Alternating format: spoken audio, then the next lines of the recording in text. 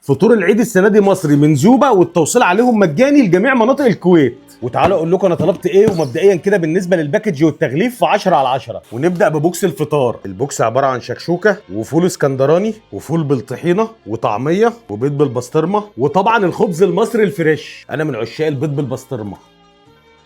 ناخد كده فول بالطحينه، ننزل بالطعميه عليهم، احلى ميكس.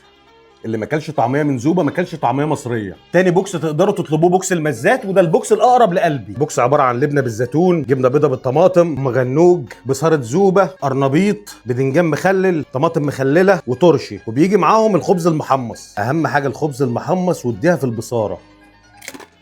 فاخر من الاخر. نفصل بشويه كركديه ساقعين. اللي بعده بوكس حواوشي. البوكس عباره عن سندوتشات حواوشي ميني، مش هتلاقوها في اي حته.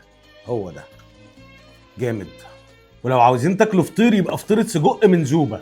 عجينه والحشو 10 على 10. ما ينفعش تاكل وما تحليش من عند زوبه. احلى ام علي. احلى حاجه التغليف عشان توصل لك سخنه.